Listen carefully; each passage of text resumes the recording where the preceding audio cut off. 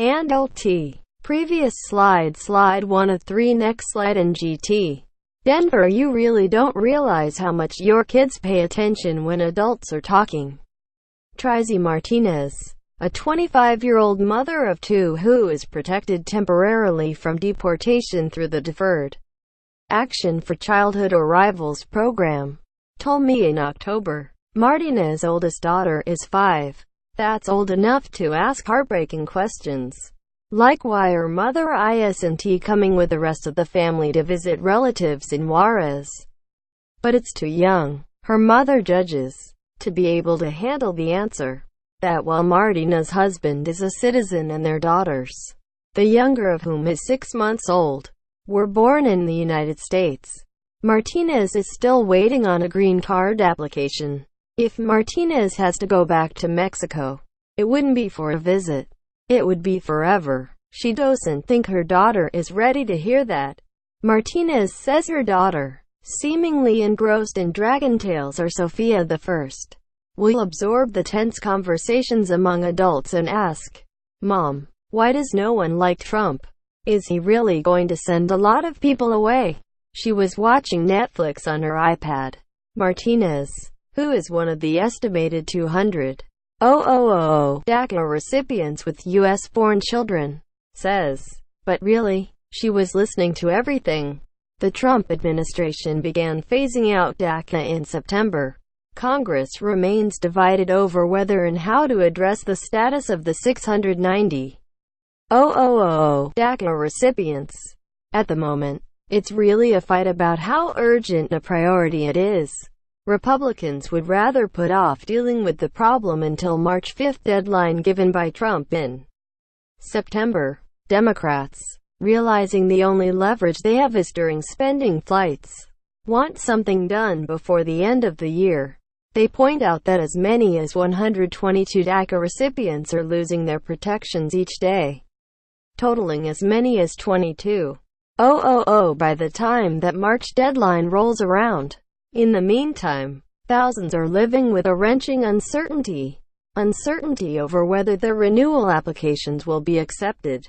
Uncertainty over whether they can sign leases or enroll for another school year. Uncertainty in knowing that their days working legally and living securely in the U.S. are numbered. Uncertainty that their U.S.-born children could find out how tenuous their parents' presence is. For many DACA recipients who have U.S.-born children, the struggle against fear is both simple and impossible. They want, desperately, to protect their children from worrying about something they cannot control. DACA recipients are trying to plan for the worst, while hoping they'll never have to speak those plans to their children aloud. You had a taste of what it's like to have equal rights. Maria Guerrero's work permit isn't set to expire until 2019, but for 2 months in 2015, when her first work permit under DACA expired before her second one had come through, she got a taste of what life without protection would be like. Guerrero was like many unauthorized immigrants who came to the U.S. as children and didn't find out the truth about their immigration status until they were a teenager. "I thought everyone was the same," she says wistfully. "My world was so tiny." When her friends started getting driving permits, she pestered her father to take her to the DMV so she could get hers too. He put her off for a while by promising to do it on his next day off. He never had a day off, but when the day finally arrived, I think he was just like, "Okay, we're done beating around the bush.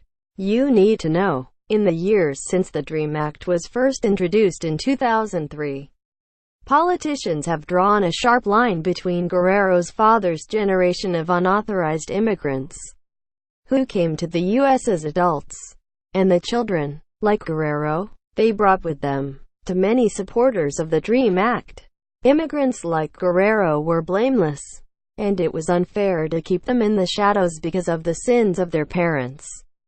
After 15 years of debate, though, nothing permanent has been done, and a generation of dreamers has grown up and had children of their own.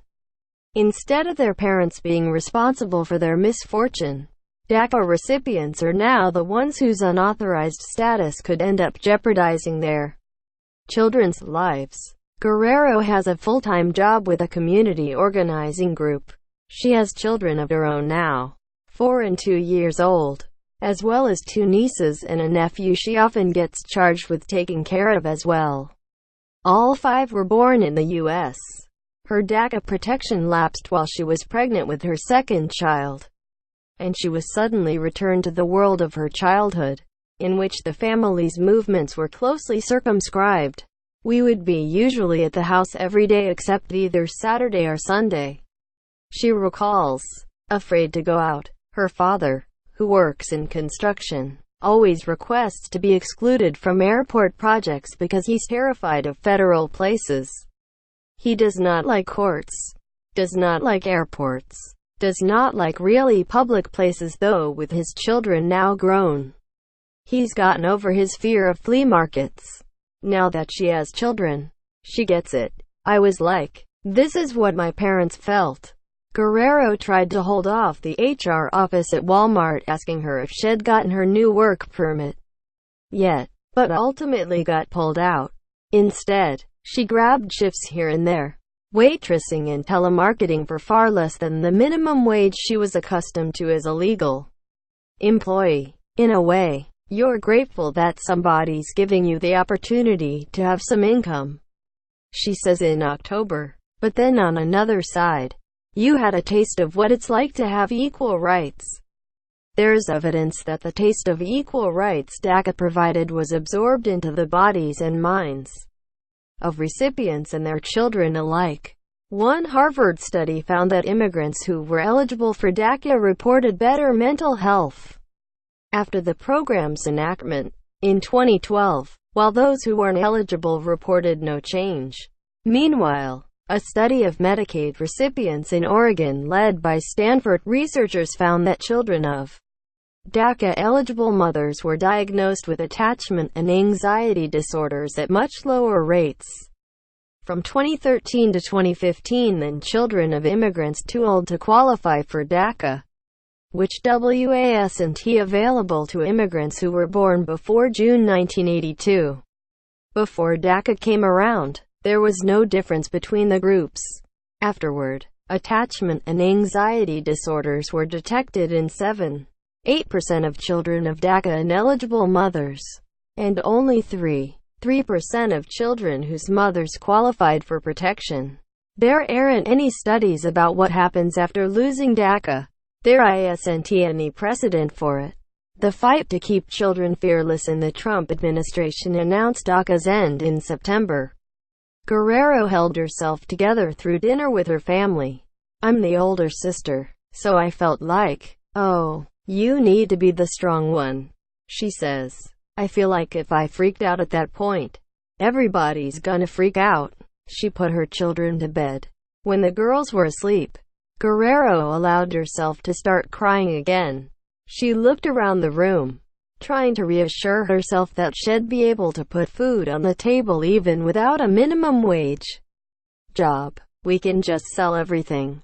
We're not born with things, she recalls telling herself. Once you stop working, you're going to hit a point where you can't pay insurance. Then what's the point of having the car? Luckily for Guerrero, 4 years old is too young even to ask those heartbreaking questions. And even though Treisi Martinez, 5-year-old, seems to overhear everything, Martinez still hasn't burdened her with the full truth. It would break my heart, and I know it would break hers. If I need to, I will tell her then. Amaya Arizina and Gotson Araula, Getty Images. But Martinez knows that she can't insulate her daughter from awareness of the wider world forever, and maybe not all that long at all. Children talk to each other and hear snippets of news stories, and when they're older they see Facebook posts about ICE checkpoints and cell phone videos of fathers being taken away. Martinez herself works as an office administrator at her daughter's elementary school. She's been approached in the middle of the school day at her desk by students not much older than her daughter, racked with sudden anxiety that their parents won't be there when they come home. She's helped them call their parents from the school's front office phone, hear their parents' voices and the reassurances it's going to be okay. Martinez doesn't want that for her daughter. All she'd be doing is not paying attention in school and worrying all the time. She knows that future because she sees it in other kids. In the Oregon Medicaid study, the average age at which children of unauthorized immigrant mothers were diagnosed with attachment or anxiety disorders was around 6.5. If Martinez worries her daughter is too fragile to handle the fear of separation, she's already really attached to us. She says Guerrero wants to protect her daughters for the opposite reason. They're fearless, she says. I look up to them. They don't even know what's going to happen right after they do something. But they do it if they want to do it. I need to do that. Sometimes, she allows. They'll pretend to be scared of El Cucay, a folk monster, a boogeyman. I'm like, monsters are scared of you guys. I feel like they would pull on its hair or horns or whatever, cling onto its feet. It's getting late in Guerrero's basement apartment, and the children are getting hyper with fatigue. Guerrero's 2-year-old daughter rushes my legs, growling in play ferocity, but she's grinning with the confidence of someone who's never met something she couldn't face down. I can't even imagine them understanding how complicated it is, Guerrero had mused earlier. After all, she herself didn't fully understand that fear until she became a mother. She hopes that's an understanding her children will never need to have.